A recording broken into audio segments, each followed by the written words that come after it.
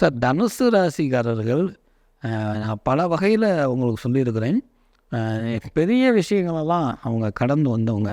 பெரிய சிந்தனை இல்லை அவங்களுக்கு உள்ளவங்க. எல்லாமே பெருசாக அப்துல் கலாம் சொன்ன மாதிரி பெருசாக எண்ணணும், பெருசாக செய்யணும், பெருசாக நம்ம சிந்திக்கணும் அப்படிங்கிற ஒரு ஆற்றல் அவங்களுக்கு உண்டு. அது ஸோ இவங்களுக்கு ஒரு வித்தியாசமான ஒரு அம்மன் இருக்குது. அந்த அம்மனை அவங்க வழிபாடு பண்ணாங்கன்னா, அந்த ஆலயத்துக்கு போய் அவங்க வழிபாடு பண்ணாங்கனாலே இவங்க ஜெயிச்சிருவாங்க.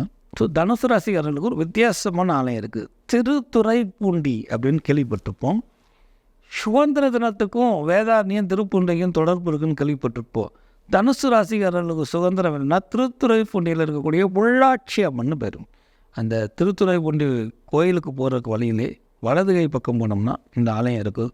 உள்ளாட்சி அம்மன் வழிபாடு உங்களுக்கு முத்தான வாழ்க்கையை கொடுக்கும், முதன்மை பொருந்த வாழ்க்கை கொடுக்கும், நீங்கள் நினச்சதெல்லாம் நடத்தக்கூடிய வாய்ப்பை கொடுக்கும். சார், இவளை என்ன சார் செய்யணும் அப்படின்னா, முள்ளாட்சி அம்மன்னா முல்லைப்பூ போய் வாங்கி போட்டு சவிக்கிறதா அப்படின்னு எந்த மலர்களை வேணால் போட்டு உங்களை வணங்கலாம். ஆனால் பிரம்ம முகூர்த்தத்தில் வணங்கணும். அந்த ஆலயம் தான் நீங்கள் நிற்கணும். அவள் உங்கள் முகத்தில் தான் முடிக்கிறோம். அது என்ன கிழமை வேணால் இருக்கட்டும். தனுசு ராசிக்காரர்கள் 2 மாதத்துக்கு, இந்த மாதம் போனால் அடுத்த மாதம் போகணும். அடுத்த மாதம் என்னுடைய சூழ்நிலைனால முடியல சார், நான் அதுக்கு அடுத்த மாதம் போனேன்னா பலன் தராது. தொடர்ச்சியாக 2 மாதம் வழிபட்டால் 2026 தனுசு ராசி பலன் பெறலாம்.